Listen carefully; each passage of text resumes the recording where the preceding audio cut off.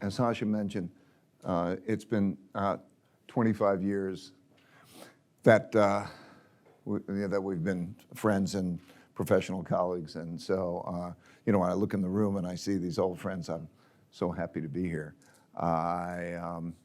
He also mentioned that I'm very systematic, meaning I got in a habit of every time I would make a decision to write down the criteria I would use to make that decision. We're getting a little echo, I think. And it's not a big room, so I don't even know if I need a mic. But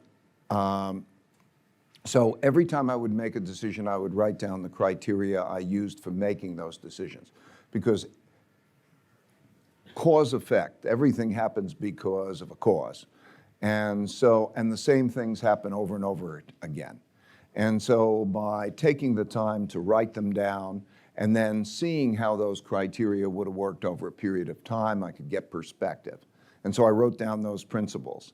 And as Hasha mentioned, I wrote a book called Principles, which just was a collection of the life and work principles. So the culture that we have is very, very important. It was really the most important thing in terms of whatever success we've had.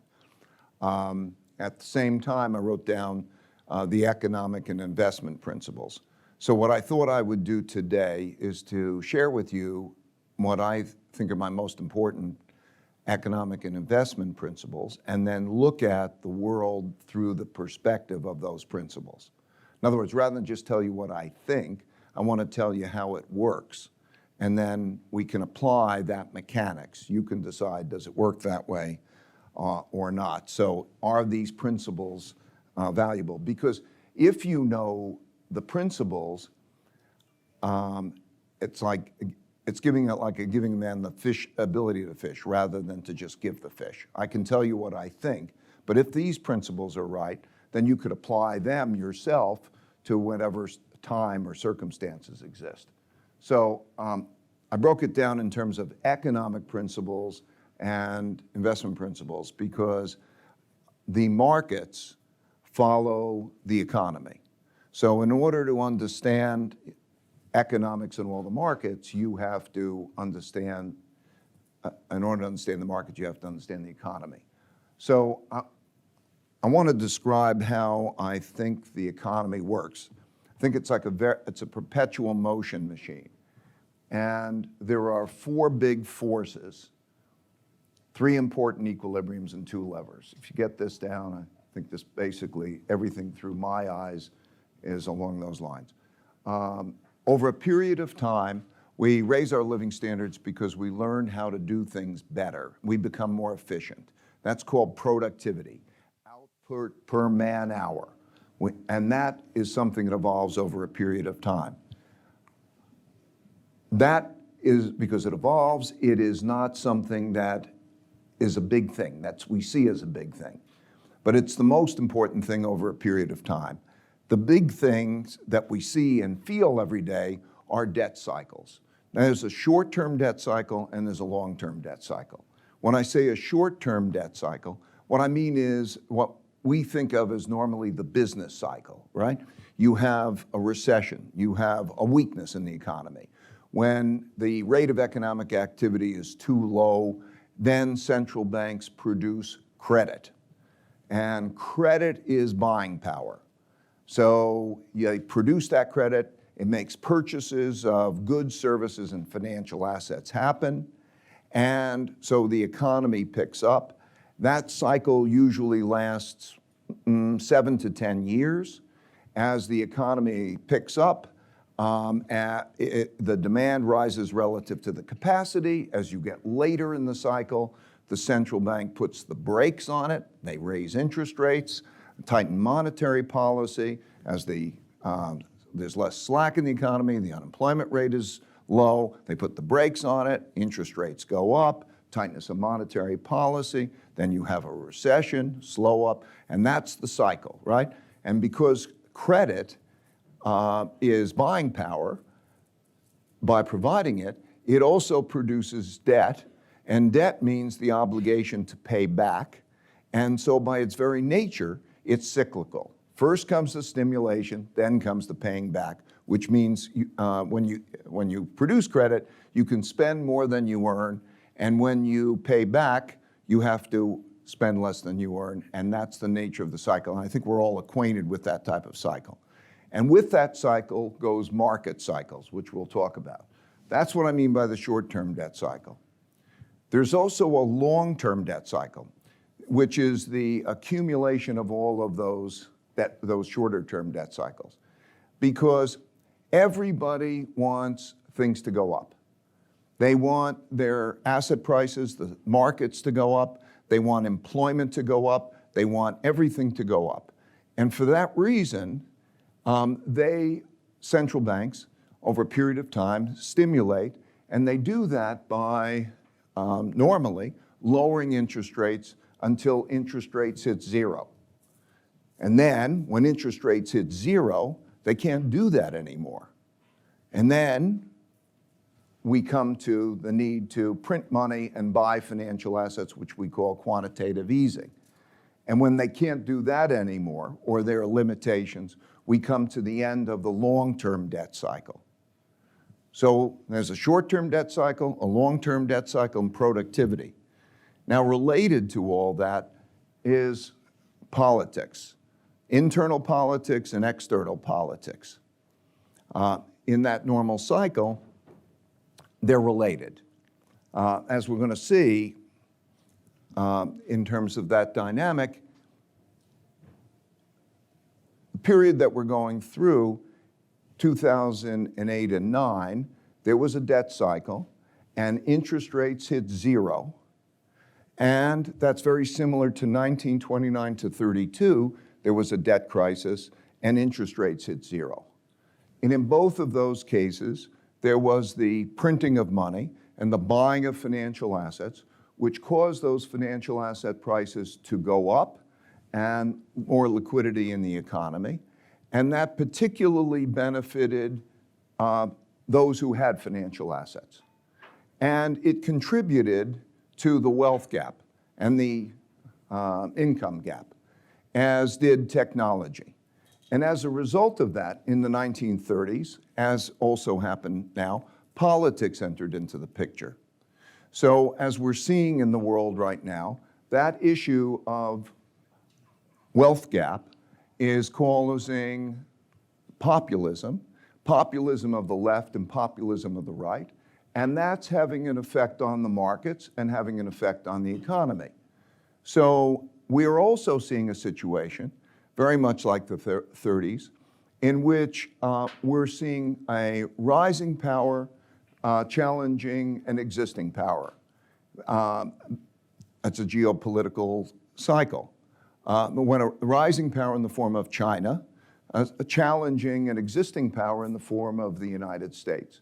And if we look at histories and cycles of those periods, there's a cycle of conflict and peace. Now, normally, peace happens after a war because some dominant country wins the war. Nobody wants to fight the dominant power, and you have an extended period of peace until there's then that particular conflict. I'm not saying we're going to have a military conflict or anything like that, although, that always exists as a possibility. So these cycles, these things have happened over and over again. So politics can affect the cycles. For example, the shift in the United States to be able to create tax cut changes helped the corporate tax picture and caused stock prices to rise. Okay, those are the cycles. Then when I look at what's happening, I compare it to three equilibriums. What are these three equilibriums? First, that debt growth has to be in line with the income growth that's required to service the debt. If debt growth is faster than the income growth that's going to service the debt, we're going to have an adjustment. And so I'm always doing the pro forma, what is the ability to service that debt? So that's what I'm watching.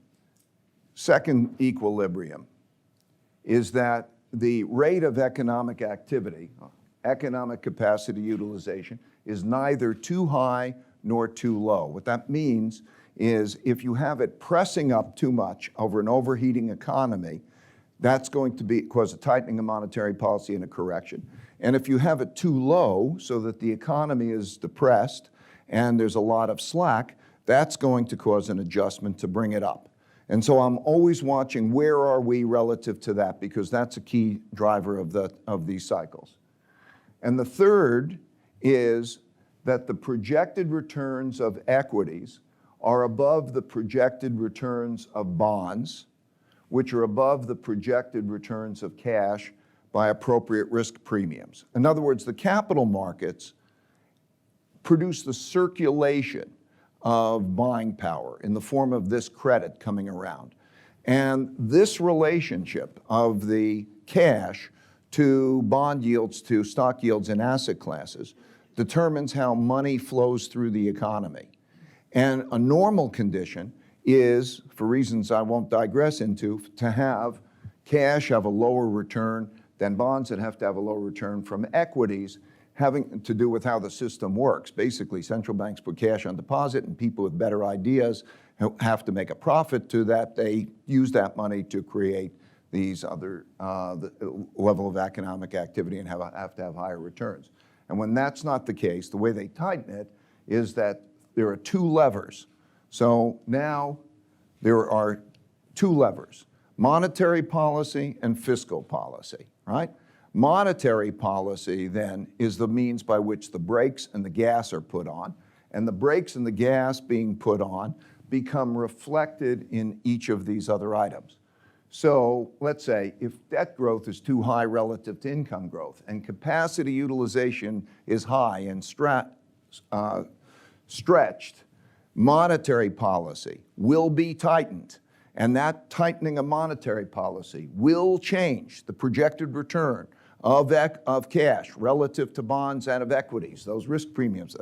And that will slow the economy down, and that will drive those cycles. And that's how the economy is operating in these perpetual motion kind of way. And if you could almost picture, literally can picture, where you are in those cycles and what is happening, and you can anticipate what is going to happen next from that, because it's that perpetual motion machine. So that's my template in a nutshell. And if you keep thinking, like, where are we now? Then you can kind of think where we are. Okay, so I'm just going to show you some charts to help to convey the picture. This is real GDP going back to 1900. So that line is productivity, right? And that's a big inevitable force that happens over a period of time. Even the biggest economic turbulence, looks like a bump in that cycle, right? Productivity is a big force. Betting on productivity is a big force. But what happens is that cycle, as you get later in the long-term debt cycle, that productivity begins to slow because there needs to be investment and there needs to be other things. And when there's prosperity and so on, you get more productivity. It's a self-reinforcing cycle. So these charts are just meant to show productivity and how it's changing over a period of time in the developed countries and China. So just to give you a quick picture here, you could see it in varying degrees bend over as they are later into their longer term debt cycle. This United States over the last 10 years versus since 1980. So in each one of those cases, you could see it declining. Japan, which is later in that debt cycle and so on, basically hardly any growth in productivity. So okay, that's what productivity looks like. Now, where are we in the short-term debt cycle or the business cycle? This is what the cycle looks like that I was describing.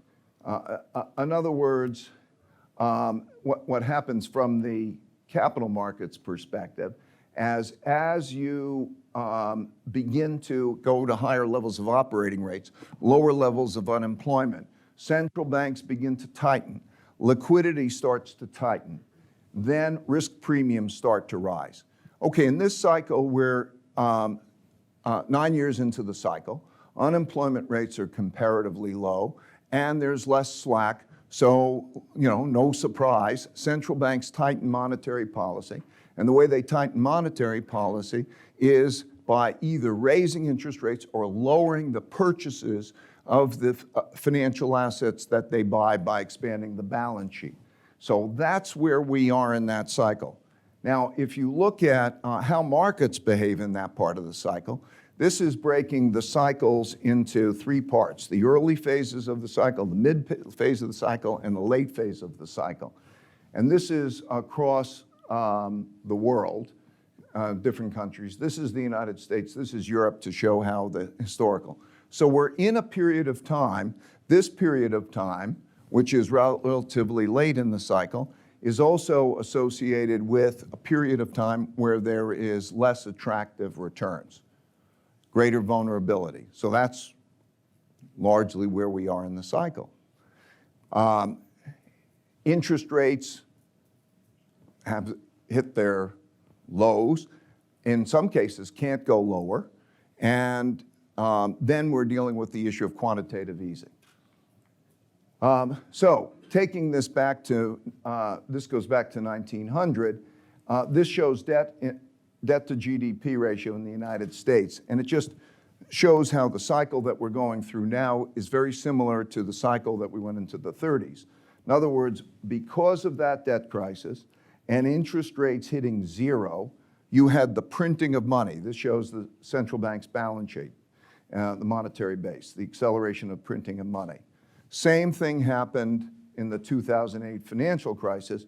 You could see that what happens is you have the debt crisis, you have the hitting of 0 in interest rates, they're stuck, so they have to print the money, and then we have the reaction. Very similar to 1932 to 1937. The economy picks up. 1937, they start to tighten monetary policy because they're worried that the economy's overheating and inflation's going to rise, and they cause a recession. That's the first time they used the word recession. Recession, it was like re-depression. They used the term recession, and that was the 1938 period. Now, I talked about debt, but there are also unfunded liabilities that we don't call debt, which would be pension and healthcare liabilities. And I just wanted to give you a picture of what that's like. There's a lot of liabilities out there, promises that have to be kept. And so the liabilities are very large. I want you to focus then on the bottom charts before I put the top charts in, because I want to convey, as it relates to both the markets and the economy, the important, realizing that we've been really in a golden age of capitalism in the following sense. This chart shows how profit margins have increased. In other words, they've more than doubled since 2000. That means if you didn't have an expansion in profit margins, you'd have the stock market 40% lower. You had an expansion in profit margins, and at the same time you had a decrease in the form of employee compensation and profit margins, largely because of a number of factors. But technology has been replacing people, and so it's made it more efficient, so that was an element. Also, globalization has helped. Just to show you a couple of charts pertaining to this. This is the globalization movement, and this is the capital movement. And these scatter diagrams show if you go, the globalization, companies that have gone global on the margin have improved their profit margins more, and those that are more concentrated have improved their profit margins more, and those who have reduced union membership have produced their profit margins more. And so as a result of that, this has contributed to the growth of the wealth gap and the profit gap. It's been great for companies, but it has not been good for a certain percentage of the population. If you look at the conditions of the bottom 60% of the population, bottom 60 means the majority, the conditions have been bad. There has not been, since 1980, any income growth, real income growth in the United States. In a Fed survey, the 40% of all Americans could not raise $400 in the event of an emergency. So there is a gap, and with that gap has come, this is the wealth gap, the top 1/10 of 1% of the population's net worth is almost the same as the bottom 90% combined. And as a result, we have populism. Populism of the left and populism of the right. That was a phenomenon that developed countries didn't used to have. And so now it is a not only political phenomenon, it's an economic and market phenomenon. Because as we come to go into the political elections in a number of countries, in Europe and in the United States, it will be really a conflict over capitalism versus socialism, or the left and the right. And it's going to become rather extreme in both of those cases. And that has an implication. Just as these profit margins improved, and then tax rates, that's the effective corporate tax rate, and how the effective corporate tax rate is. That's been fantastic. So imagine you have profit margins increasing, you have the tax rate going down, you have cheap money. Cheap money has been used to borrow to buy back stock or make mergers. That's also supportive to stock prices and so on. Many of those things will not continue. We think profit margins will go down. I think you're at the best of the corporate tax rates. And in terms of the issue in terms of the wealth gap. So we're entering a newer environment, including an environment which is not going to be as conducive to the purchasing of financial assets by central banks and all of that. We're going from tailwinds to headwinds. And to give you a flavor of what this political situation is like, and the polarity and the entrenchedness, these are two charts. The first, they go back to 1900. The first chart, which is the red chart, shows how conservative the Republicans are, surveyed, economically conservative. So they're more conservative than they have ever been. The Democrats, it shows how liberal they are in terms of policies, and they're more liberal than they have ever been. So the two have not had greater polarity than we have today in politics. And this shows how much is the votes cast along party lines. In other words, Republicans sticking with Republicans and Democrats sticking with Democrats. And so it shows the entrenched conflict that we're having. This is in the United States. This is not just a United States phenomenon, it is a European phenomenon as much. We're going to be going into elections in Europe, and that for the European elections, and then we're also going to have changes in politics. And there's going to be more movement to political extremes. For example, in the UK, I think it's likely that Jeremy Corbyn will be in power, which will have an effect on capital flows. So we're entering a period of time in which we're rather late in the cycle. Central banks have less power than they used to ease. And we're having this populism in an election cycle. So that's kind of the lay of the land. If you look at Europe, you can judge the capacity of a country to ease by looking at the level of interest rates relative to zero and the amount of quantitative easing that can take place and its marginal effects.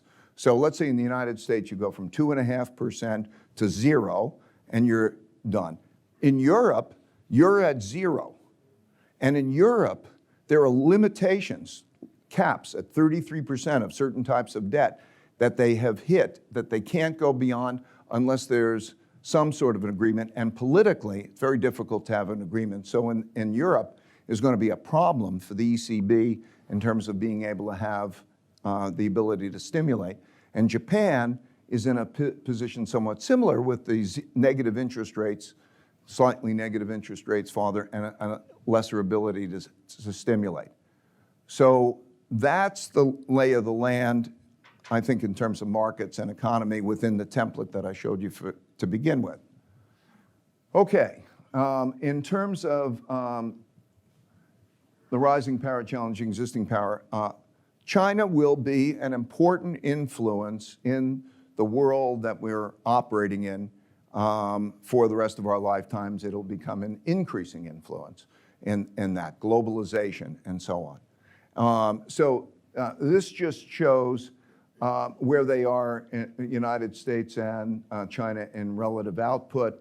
This is what I believe that what's likely in terms of equity market cap and share of debt securities outstanding. In other words, the Chinese markets are big and becoming bigger and more liquid and more effective.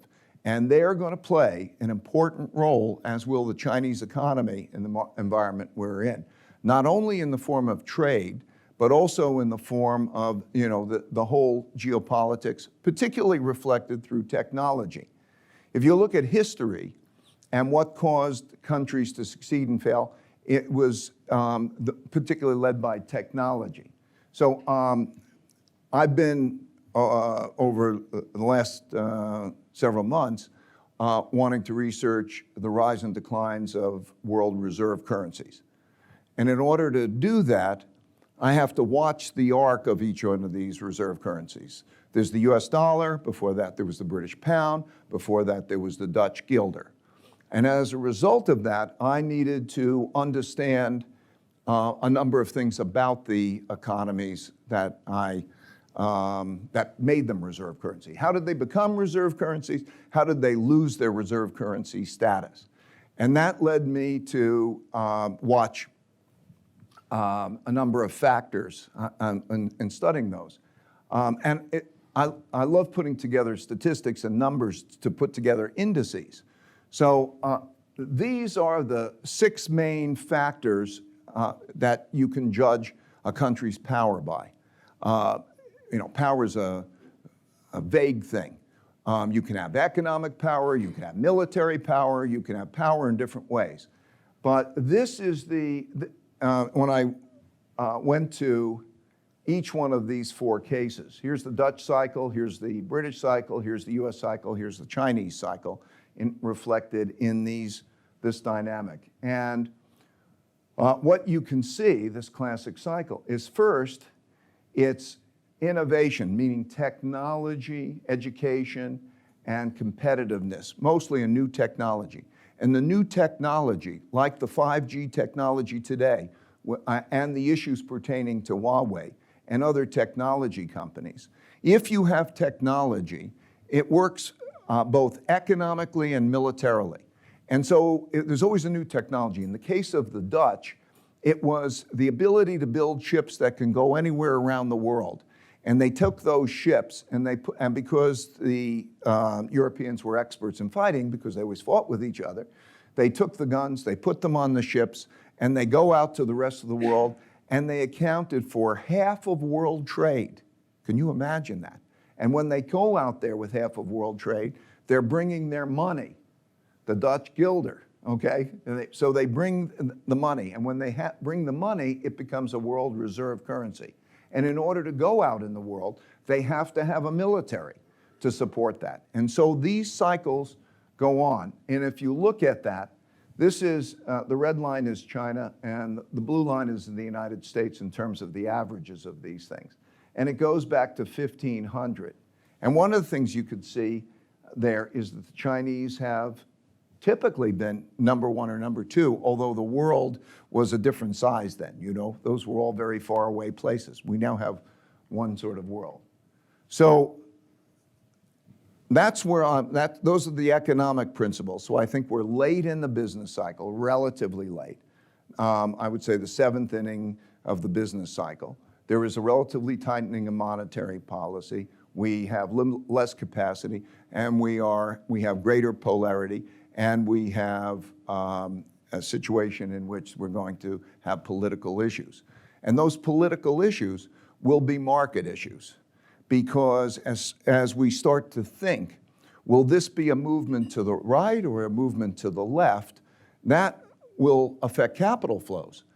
So these are my list of investment principles, the template that I look. First, the theoretical value equals the present value of future cash flows. In other words, every investment is a lump sum payment for a future cash flow. So when we think, what is something worth, we look at those projected cash flows and we discount it with an interest rate. That's the theoretical value.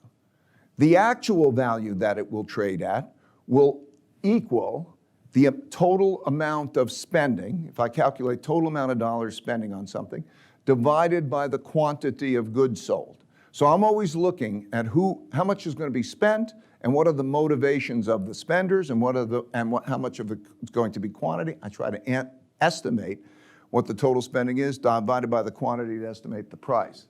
Okay, number 3 is that asset classes will outperform cash over the long term. I explained that. It's required, otherwise the economy comes to a halt. And that the outperformance of asset classes over cash, that beta, cannot be very positive for too long, because if it was, it would be easy. If it was positive, you just borrow cash, and you buy the long things, and you make a lot of money. It comes with big bumps along the way. And that assets are priced to discount future expectations. Most importantly, inflation, growth, risk premiums, and discount rates. And I'm going to get into that in a minute.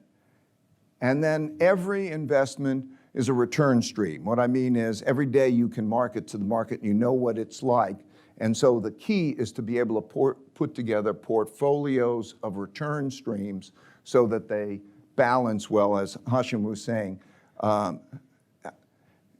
I would say whatever success that I've had in life, or that Bridgewater's had, has to do with knowing how to deal with our not knowing more than anything we know.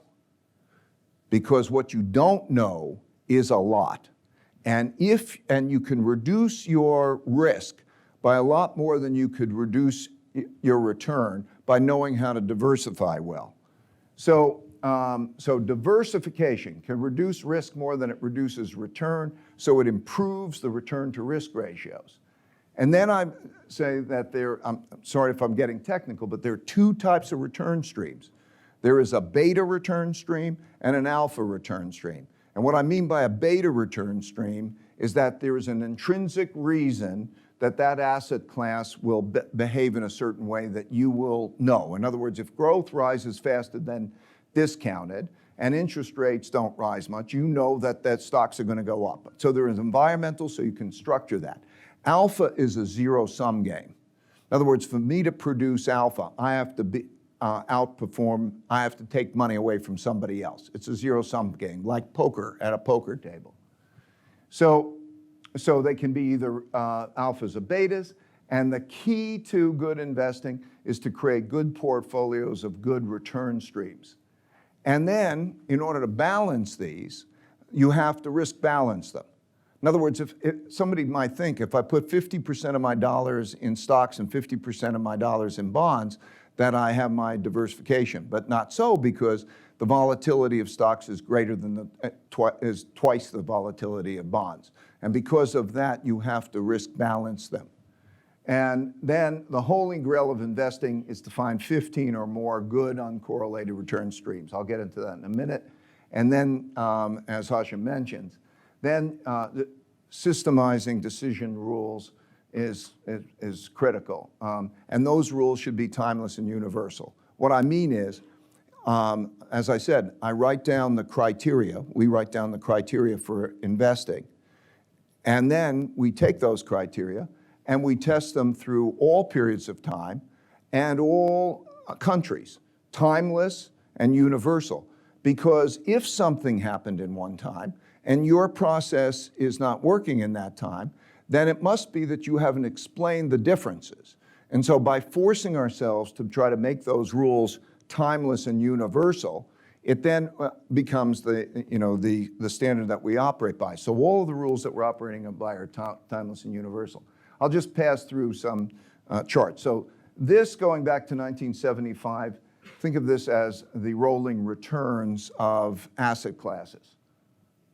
Okay, what you can see is that all of the asset classes have some times that are good, sometimes that are bad. On average, they're above zero, but they all have periods of down.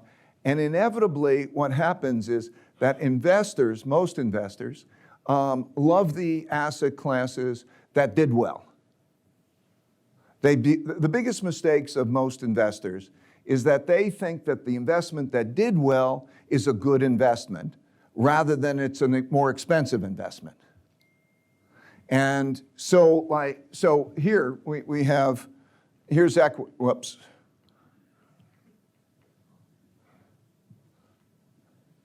Here's equities, recently done well. Here's commodities, done very poorly. But here's equities, right? Done very poorly in that period of time. So the key, as Hashim was saying, is balance. How to do that. So you can break the drivers of asset class returns into a few categories. This is true for any asset class, and it's true for all asset classes. There are two main things that drive it in terms of, that's inflation and growth.